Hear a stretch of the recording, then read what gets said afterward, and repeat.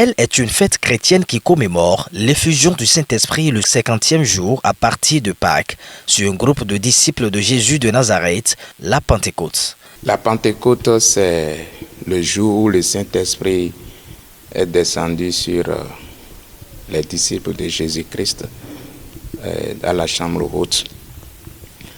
Et souvenez-vous que après la résurrection de Jésus-Christ d'entre les morts, il est resté encore 40 jours avec ses disciples.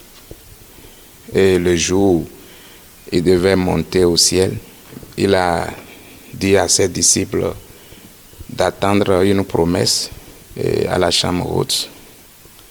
Et cette promesse, c'est la descente du Saint-Esprit. Selon les chrétiens, cette troisième personne de la Trinité regorge pas mal de vertus dans la vie du croyant.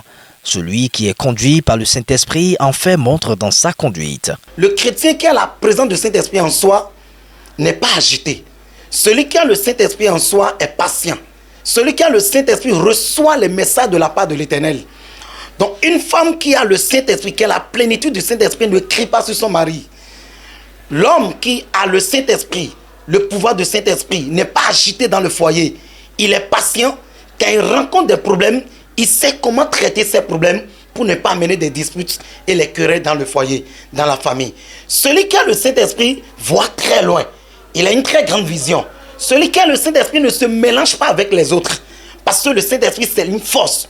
Celui qui a le Saint-Esprit a la domination, la capacité de dominer les sorciers, de dominer sur les sorciers.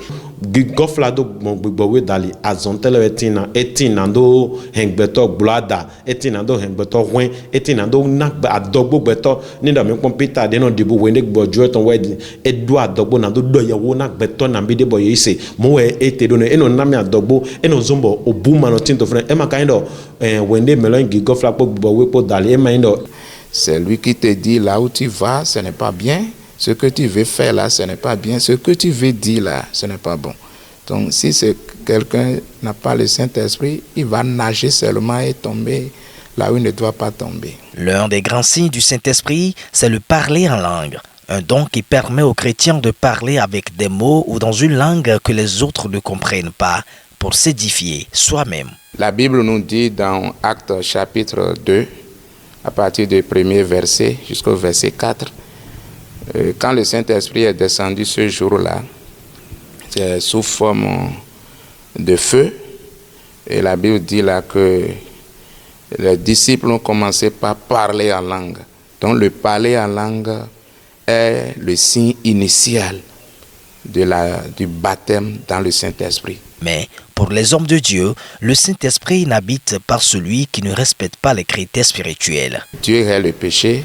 Le Fils de Dieu n'aime pas ça. Le Saint-Esprit également, qui est Dieu, n'aime pas là où il y a le péché. Donc le Saint-Esprit veut visiter l'endroit qui est propre. Et la Bible déclare, n'oubliez pas, que notre corps est le temple du Saint-Esprit. Onindo ene matin lenvo jomelo magamo bateng boweton ye magando e magando ogbenkonko de mika pepon lo e ma ogbede boyino plon bigboju egbonton we no zedo meme boyino ndo donc e maindo nous melodino ena konde bo dokpon la le memo bigboju eton we bio melo membo ho edu ete taidi den to ho dodo din e gani do gbo we ju eton yimi e na do ho edon telo me shiba na gbedevo mewe e nganto di do de eno yidone. En clair, la Pentecôte est un moment important dans la communauté chrétienne. Elle permet aux croyants d'aller à la recherche de l'Esprit Saint.